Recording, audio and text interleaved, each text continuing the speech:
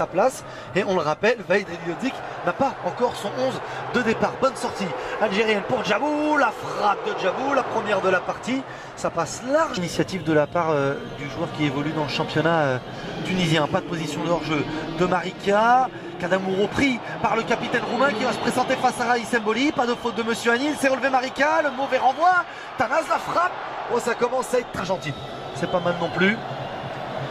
Qui jouera contre Trinidad et Tobago avec notamment Benjamin da Silva au commentaire. Le ballon pour Djabou qui va se présenter face à Panchilimon.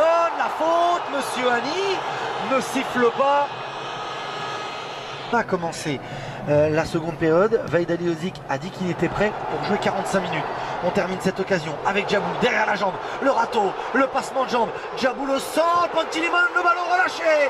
Et là voilà l'ouverture du score, le temps fort de l'Algérie et le premier but en sélection de Bentaleb. L'Algérie mène 1-0. L'Algérie a du mal derrière, mais l'Algérie est irrésistible devant. Ah, c'est magnifique. Ce que fait Djabou là, c'est... Oh, on en demande tous les jours ça. On voit encore des joueurs capables de nous faire des feintes de frappe, ballon dans le dos, râteau et remettre derrière. C'est des grands. C'est un très bon joueur. De toute façon, je pense que c'est une des révélations. Et on va s'en régaler à nouveau. Ah, voilà. Chiriches en difficulté, grosse faute de main. Et toujours dans le dos de Mehdi Mostefa. C'est à peu près ce qu'on trouve. Le schéma, c'est qu'à l'arrivée, c'est que les frappes ou les pénétrations se font dans l'axe. Et là, c'était vraiment un des joueurs, des piliers de cette récupération qui n'est plus là. Attention, le ballon en profondeur, pas de position de hors-jeu, la grosse occasion pour les Roumains, balle d'égalisation. Est-ce que ça va être sauvé sur la ligne? Non. La voilà, l'égalisation roumaine, la défense algérienne. Qui est très intéressant pour l'équipe nationale. Et la bonne déviation dans la profondeur pour Tanaz, pas de position de hors-jeu, l'extérieur du pied. Et la grosse occasion pour Maxime, la sortie de Raïs Mboli. Encore une fois. À chaque fois, ça a marché. Donc là, c'est Majid à chaque fois qui est au duel, il ne récupère pas le ballon. Et tout de suite, le deuxième défenseur se retrouve seul. C'est pour ça que les espaces se font.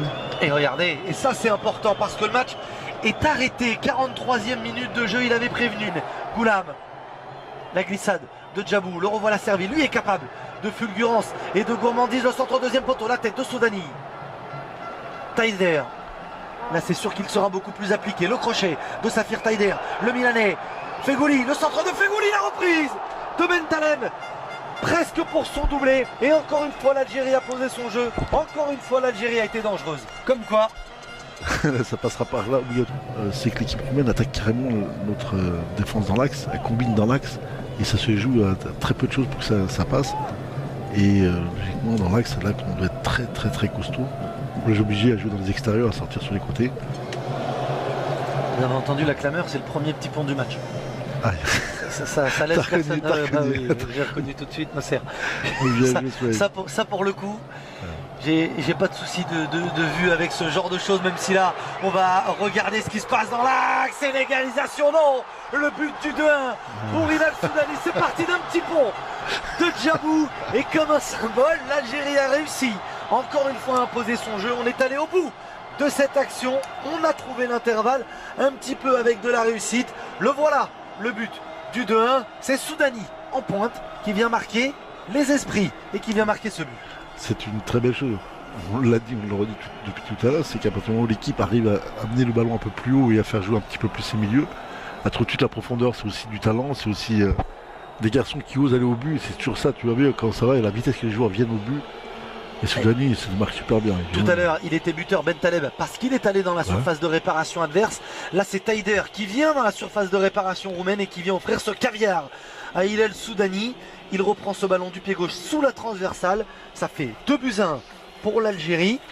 Voilà, il faut un quart d'heure aux Algériens pour se mettre dans le match. C'est à peu près ça. Et c'est Tasfaout qui est, remercié par Soudani.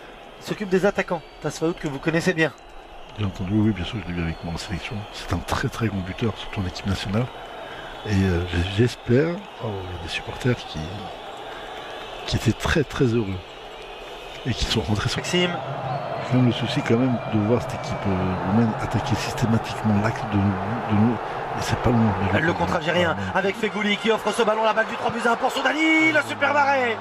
Et le superbe réflexe de Long pour se face à toujours ainsi que l'Algérie a évolué. Tout à fait. C'est une culture, c'est des traditions, c'est ça. Et ça joue une de Riyad Mahrez, le centre en retrait pour Hassani Ebda, le ballon qui va filer au ras du poteau, mais encore ce superbe enchaînement. Hassani Ebda, on l'a vu dans ses prises de balles, n'est pas encore prêt, il n'est pas encore assez tranchant. L'autre qui est tranchant, c'est Riyad Mahrez, lui est toujours dans les bons. Brahimi, le décalage vers Mostefa. Mostefa du soutien d'Erraouli choisit le centre direct vers Islam Slimani, la tête c'est son point fort. Le jeu aérien, malheureusement, elle est...